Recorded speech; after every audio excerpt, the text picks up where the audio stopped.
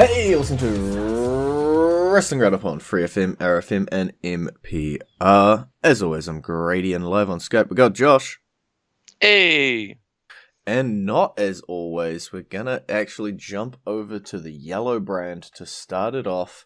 We're gonna be taking a look at the NXT Takeover show that is coming up this weekend, February 14th on Valentine's Day. It is called Vengeance Day, and let's just take a look first at these Dusty Rhodes Tag Team Classics finals. We'll start off with the men's MSK, who's previously known as the Rascals, the team of Nash Carter and Wes Lee, going up against the Grizzled Young Veterans, who I believe also made the finals last year as well. It's MSK's tournament. This is their breakout, their introduction and breakout. You think it's debut all the way through to win? Yeah. Yeah, I think the Grizzled Young Vets are a great team, and can pull off that great finals match. I think that's why they were able to do it last time as well. So it should still be a good match between the two, but as you say, it seems like it's full steam ahead on the MSK train at the moment. Yeah.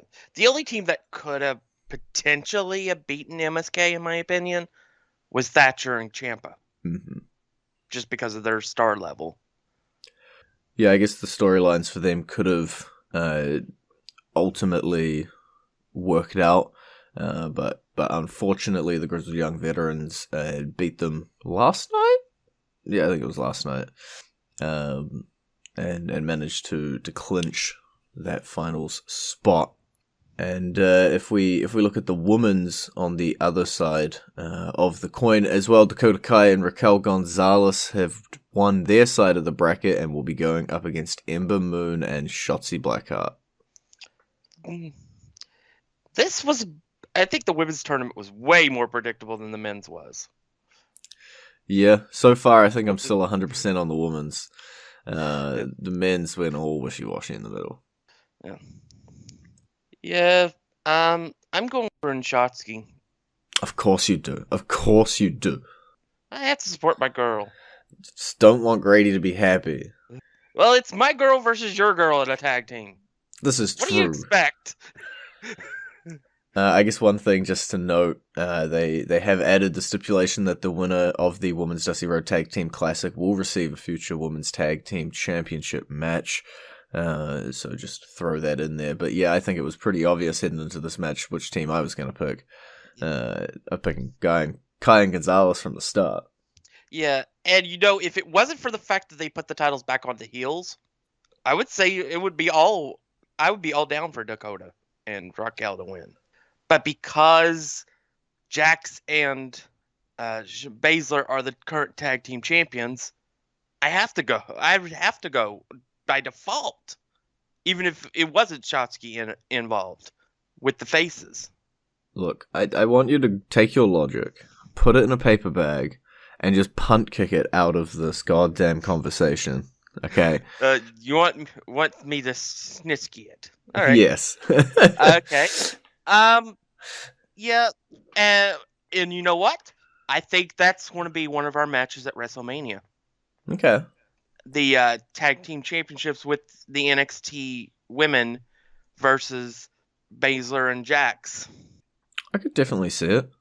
We got to have it somewhere. I don't think there's another NXT takeover before WrestleMania. There might be.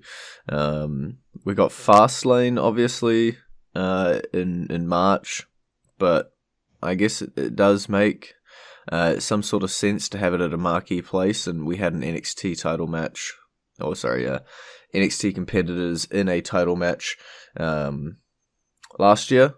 So it wouldn't be outside of the realms of possibility to have it again this year, just for the women's tag team titles this time. Let's stick in the women's division. Io Shirai is defending her NXT Women's Championship against both Toni Storm and Mercedes Martinez in a triple threat match. I'm going with Toni Storm. I think it's Toni time. It's Toni time? We've been saying that a few times, but this time it's actually Toni time? I believe it is. Okay.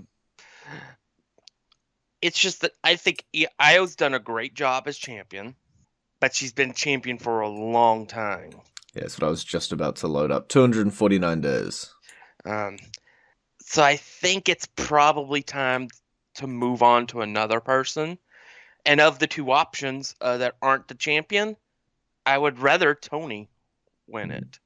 She had a Yeah. great showing at the Royal Rumble, and I think it would be having to capitalize on that and put her as the champion. And now that I've said all that, they'll probably put it on Mercedes Martinez because screw logic. No, I think because you said all of that and you presented the alternate opportunity that they're going to just mess with you and keep it on Io Shirai. Yeah. But yeah, before you were even talking about the fact that Shirai has held the title for a really long time, I was already trying to get up the details on how long because I was thinking the same thing.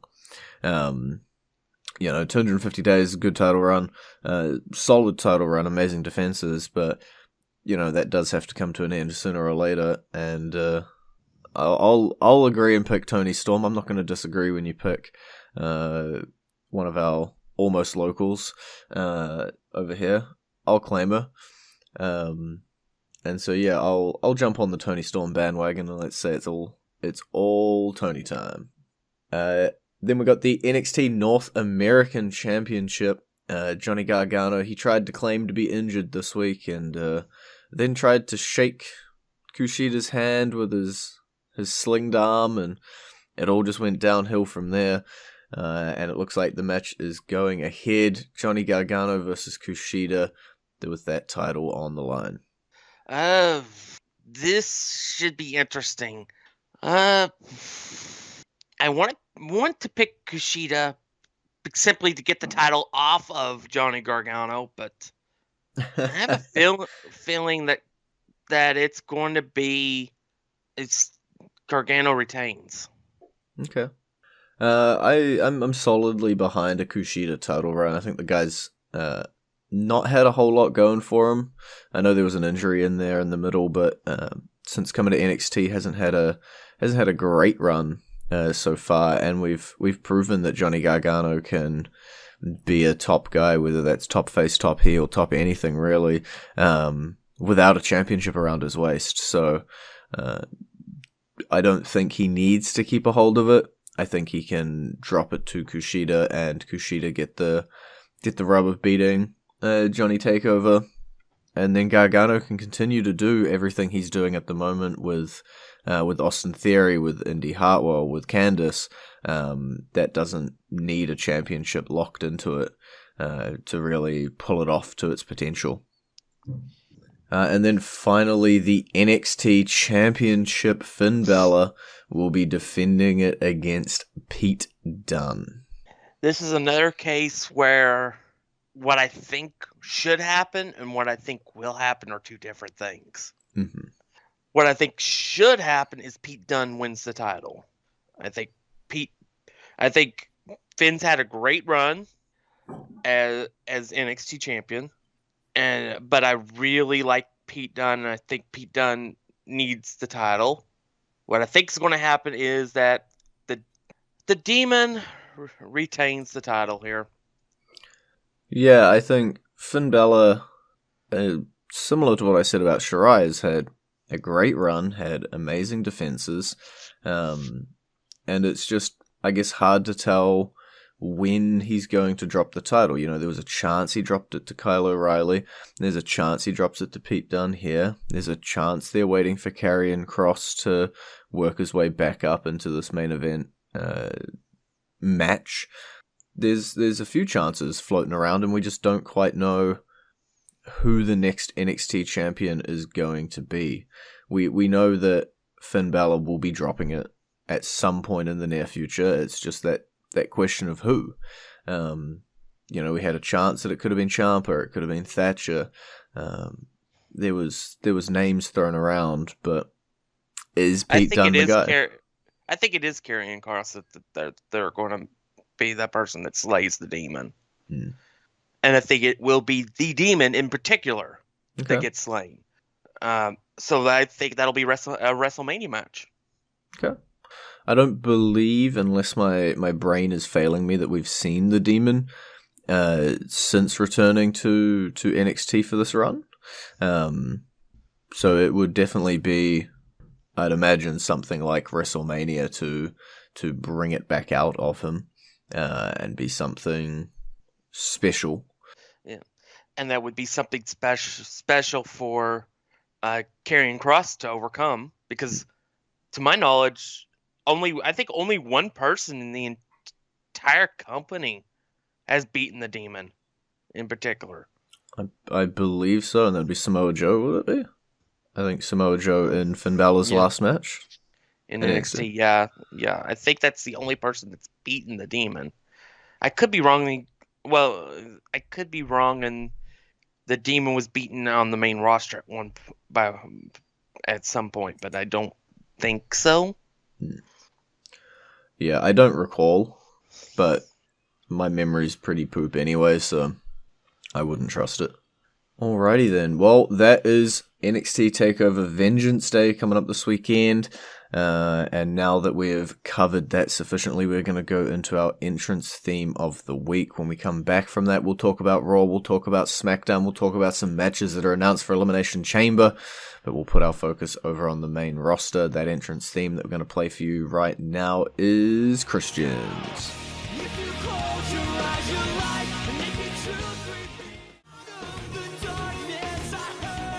And you're back on the Wrestling Roundup on FreeFM, ArrowFM, and MPR. I'm Grady, he's Josh.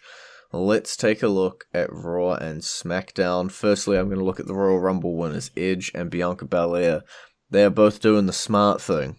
Nobody's declaring immediately where they are heading. Everybody's just keeping a little eye out, seeing how the situations change, seeing what it looks like after Elimination Chamber. Yeah, this should be interesting. I do think both winners end up taking the SmackDown champion, so I do think we end up with Bianca Belair versus Sasha Banks and Roman Reigns versus Edge. But I do think that it is more interesting when you don't have it already announced within 24 hours of winning the event. I think it definitely helps as well with Elimination Chamber and with Fastlane coming up. You know, there was always the you set up a match, for example, with Roman Reigns and Edge, and then there's a chamber match or there's a title defense at the chamber, and you're like, the match is set up. It's going to be Edge Reigns. This match means nothing. And so it helps alleviate that, and to me, it makes the Rumble winners look smarter to not be just calling out their shot, 2 or 3 months in advance. I don't know if there's a kayfabe rule about when they have to announce it or when they have to make their decision, but I'd wait as long as possible. There's never been a rule about when to announce it. My guess is this: if we find out there's going to be an Elimination Chamber match for the Universal Championship, the announcement will occur after the completion of the Universal title match. Mm-hmm. Because Edge will come out and spear Roman Reigns. Yeah. And that will signal that's who I want. Yeah. It'll be a very emphatic and very grandiose way to announce it, which seems about on par for Edge. Just come out, spear, leave. Yeah, it's just a copy of the last time he won the Rumble and his announcement of it. Because he speared Jericho on the SmackDown after he won the title. Nice. But yeah, I think that now the question then becomes, for the Raw champions, who do we think they will face at WrestleMania? I don't see Asuka losing her title to Lacey Evans. I don't see that happening. As awesome as I think it would be to have Lacey as champion, I don't see that happening. So I'm going to say Asuka. So now the question then becomes, who takes on Asuka? Because that's a big question we're not really all that certain about, because they eliminated 2 possible contenders by putting them in as the tag team champions. I'm still salty about that, and I won't be until probably after WrestleMania. Yeah, I think that's the biggest question, or the biggest world title question we have out of the 4. Yeah. I've heard rumors, and take it with a grain of salt because it is a rumor. I've heard rumors that could possibly end up being Becky Lynch. Yeah, I have heard the same rumors. It'll be interesting to see what eventually comes out for Asuka at WrestleMania, who ends up being her opponent, because, when we look at Drew McIntyre, for example, with the WWE Championship, he's got his Elimination Chamber match locked in against AJ Styles, Jeff Hardy, Randy Orton, Sheamus, The Miz. That's 5 guys who you could face at WrestleMania 1-on-1, for example. Yeah, I think Drew's path is much more clearer. I think it's going to be Sheamus. I think we're going to have the big match between the 2 friends at WrestleMania for the title. Don't make me pick between the 2. I definitely think they're going to go 1-on-1 for the championship at some point. Whether that is Fastlane or whether that is WrestleMania, I just don't know yet. I would obviously prefer WrestleMania, but I wouldn't put it past WWE to throw it onto Fastlane and just have it a few weeks before. But I think Sheamus Drew is where we're going for WrestleMania. So that then shakes the card down a little bit. So when we're trying to figure out other matches, like the U.S. title match, what's going to be the plan there? Because we're going to have a triple threat at Elimination Chamber. Will it be Lashley as champion, or could it be Riddle or Keith Lee? I honestly could see it going any of those 3 ways. In terms of who's going to walk in the United States champion. Obviously, the Hurt Business are currently being shaken up, for better or for worse, in terms of whether they're even going to be around when it comes to WrestleMania time. So who knows? Yeah, I think this is the launch point for Keith Lee. Mm-hmm. I think they're going to do a similar thing with Big E and just build him slowly over the year towards next year. And then we see Keith Lee and Big E in the main events of WrestleMania next year. Whichever one wins the Rumble, I don't know, but one of them will. I'm going to say Keith Lee wins the title here. Yeah, I could definitely see Keith Lee winning the championship here. I could see Keith Lee winning the championship here, and I'm going to try and tie it into something that you keep pitching. MVP ditching Bobby Lashley and heading over to Keith Lee for a little while. I could see a few different outcomes that involve Keith Lee walking out with the United States Championship. Yeah, I think the Hurt Business is on its last legs, unfortunately. I think there's way too much dissension in the group for it to last much longer, which is sad. Yeah. It did amazing wonders. We're probably at about a year now of the stable sticking around. It sucks that everything awesome has to come to an end like that. I don't know what's going to happen to Benjamin and Alexander. I'm sure Lashley won't flounder or be hit too hard by it. But I think MVP will also land on his feet, whether that's as a mouthpiece or as a wrestler. He'll definitely do amazing if he is just slotted in as somebody else's mouthpiece, as we've seen time and time again. But it's Benjamin and Alexander that I worry the most for, with the Hurt Business split, because it seems as though their tag team is also going to split at the same time, which could be very precarious for both of them, really. I'm more interested in Alexander now than I was before he joined the Hurt Business. So I think there's still a chance for him, because this character that he's had with the Hurt Business has worked. Mm-hmm. I just don't know how much it has worked. And he could get lost in the shuffle easily. Mm-hmm. Or they could make the weird decision and switch him back to face in the split, and pretty much just destroy any momentum whatsoever that he had. It is possible. Taking a look at what else we got here, we do need to note Damian Priest looks to be on Raw for the foreseeable future and taking aim at The Miz and Morrison and weirdly Angel Garza. Yeah. I think this could lead to the celebrity match at WrestleMania with Bad Bunny. And I'd be fine with that. That's not a bad spot to be in. Because the celebrity's going to go over in that match. Yeah, I think Damian Priest and Bad Bunny are definitely being paired up. And Miz and Morrison are great hands that will both put on a good match with someone like Bad Bunny, who might not have the most training in the world.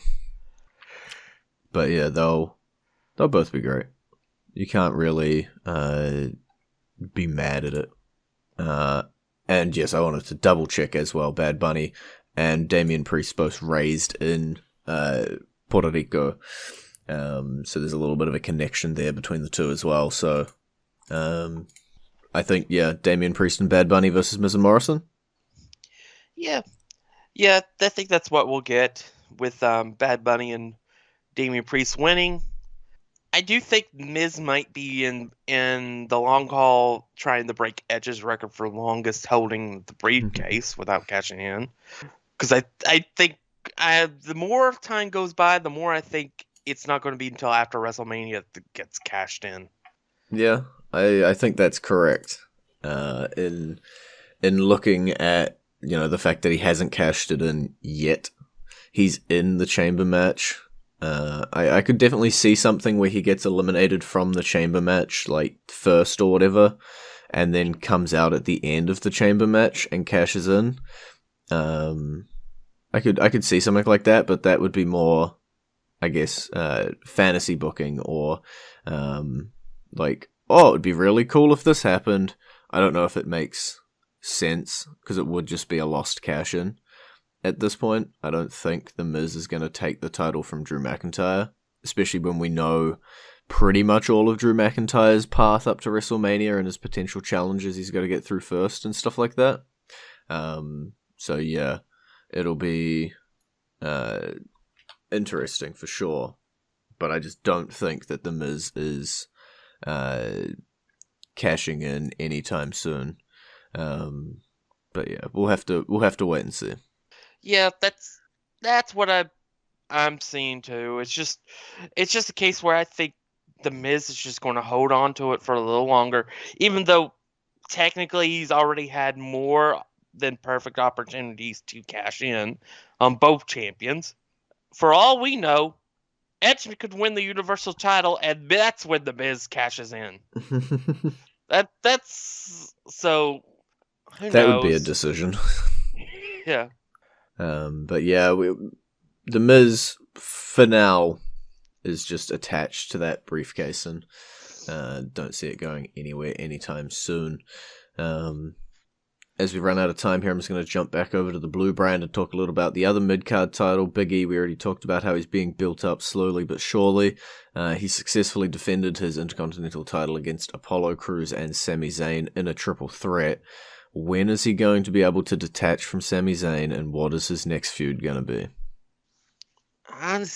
That is a question. I'm not 100% sure, but I do think that the Sami Zayn part is probably past by now. I think that's probably the end of that. I'd say Cruz is probably the next opponent, and then from there, I'm not sure. Although there are a lot of people that we could see Big E versus. Are we really confident in saying Sami Zayn and Big E are gonna detach from each other when SmackDown ended with Kevin Owens giving Roman Reigns a stunner? Yeah, you've got a point, but at least they do know how to least they've kept Kevin Owens and Sami Zayn apart from each other for the last 2 years. So there is hope. This is true. I'm just deadly afraid that we're going to get another Kevin Owens Roman Reigns match. Another. Yeah, I think that's where the Elimination Chamber comes into play. So you're thinking 2 men's chambers this year? Yes. That's entirely fair. And hopefully that's the case.